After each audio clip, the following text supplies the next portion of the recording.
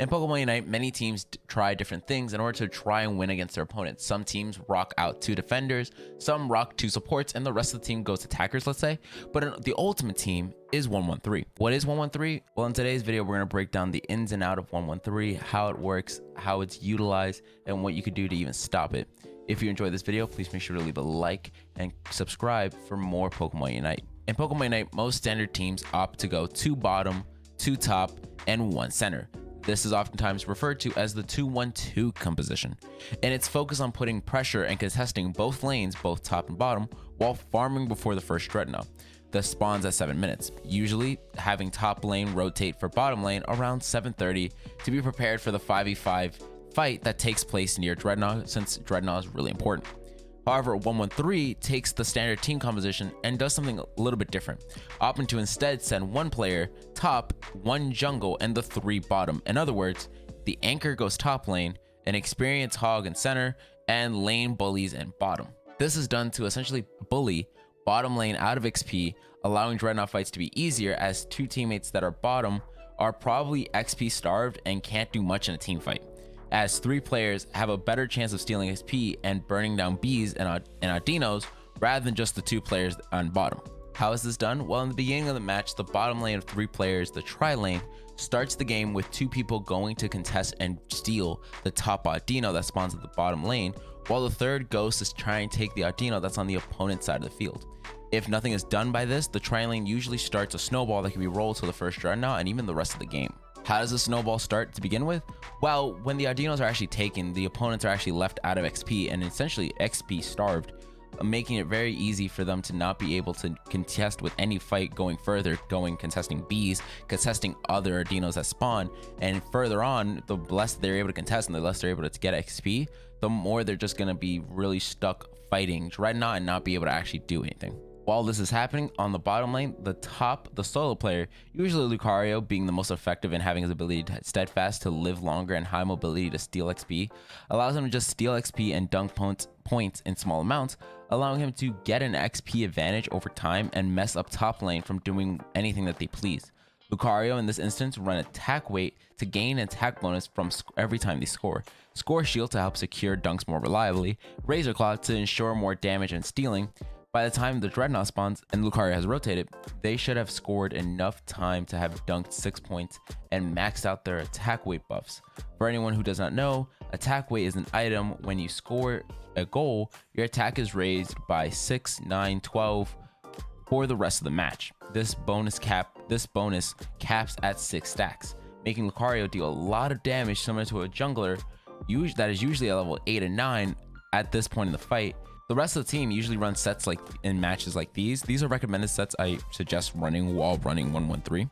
With the tri lane on bottom bullying the opponents out of XP and top not being able to do anything to stop Lucario constantly dunking and getting their buffs by the time Dreadnought spawns, the game is heavily in the favor of 113, and that's not even taking into account that bottom base at this point is probably already destroyed. By destroying bottom lane, Dreadnought fight is virtually in the favor of whoever team actually has the base there, as they're just able to quickly back off, heal, get some fruits, and just quickly come back into the fight and consistently outpoke the opponent, because the opponents don't have an ability to heal while they're out in that fight too long because their base is already destroyed. By the time the Dreadnought fights essentially ensures, by this time the opponents are either too weak where if they go into a fight they're either going to die trying and can't do anything, or they have to retreat so far back to their base and heal that the 113er comp already gets space, already controls the initiative and how the fight's going to go out, and it prevents, and that's just a free Dreadnought as the opponents are pretty much locked out and can't do anything. The snowball effect that's created in the first 3 minutes of the match can keep rolling and rolling all the way to Zapdos and even the end of the game,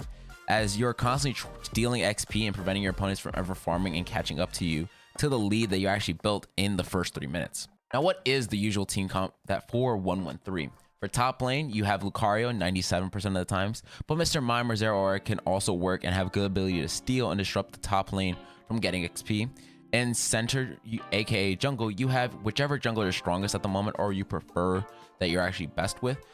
Examples include Venusaur, Cinderace, and Talonflame are actually the 3 strongest at the moment, as these dish out a lot of damage and can quickly peel for whichever lane need help.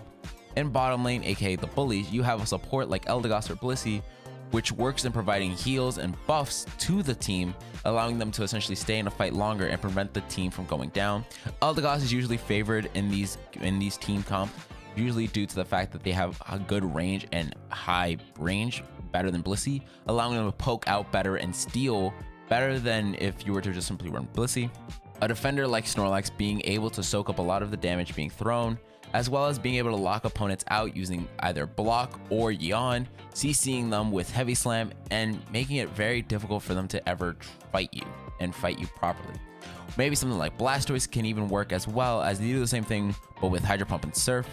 Sometimes this role can even be taken up by Mr. Mime, as barrier confusion into a wall stuns the opponent long enough that it actually does a really good amount of damage that you can basically do the same job Snorlax does. The fifth player is usually the damage for bottom, being an attacker like Sylveon, Venusaur, and Cramorant. An example comp of Lucario, Venusaur, Eldegoss, Mr. Mime, and Cinderace is pretty much used at the moment due to the high damage mixed in with constant heals from the supports, as well as being able to control the space and tempo of the fight, allowing 113 to be able to be a formidable team comp that is very hard to stop. As Dreadnought is actually taking and the team then rotates for top to then take Rotom, any team fight is heavily in the favor of 113, and they do a good job of just locking out the opponent, and even while doing this, they go and try and steal the opponent's jungle, preventing them from ever farming and catching back up, as that's what the team has to do in order to make up for the XP loss that they got in the first, let's say, 3 minutes of the match, and it happens.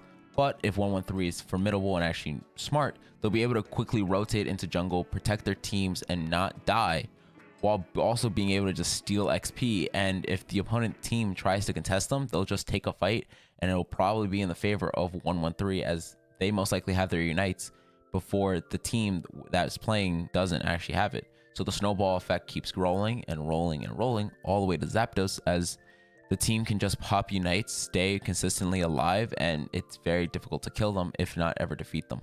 How do you deal with 113? Well, 113 can be dealt with by essentially preventing Lucario from ever getting XP. The top lane needs to bully Lucario and prevent him from ever stealing the XP and essentially allowing him to dunk, as from there Lucario won't be able to have enough dunks to be able to get his bonus and be able to do a lot of damage. On bottom lane needs to essentially secure their Audinos, and something that actually works is quickly running over to the opponent's side and trying to steal their Audinos instead of just trying to save your Audinos, as getting an Audino or two is better than getting no Audino. And if you're able to really be safe and secure on actually stealing, as the second you start losing your stealing matchups, you're gonna struggle very hard against the 113 matchup, and you don't want to be XP starved, so fight for your food very viciously. While playing frame perfect is actually possible and can be done, a lot of teams just opt to run 113, as it is easier to fight, as a mirror matchup is 10 times easier than playing frame perfect every time against 113. And there you guys have it. That is 113. If you guys enjoy this type of video, please make sure to leave a like. Let me know what you guys think. Let me know if there's another team comp that you want me to cover in the future. Maybe it could be around a specific Pokemon, what team comps work around which Pokemon. If you guys want more Pokemon Unite, make sure to subscribe. It helps the channel out. It helps the channel grow. If you want more of me and anything I'm doing, and honestly just Pokemon Unite tips, I have a whole Twitter and TikTok and socials down below. A huge shout out to the AOS Frontier and everybody who helped me out with the script and making this video possible and helping me get footage. I couldn't have done it without you guys. I'll see you guys next time. Peace.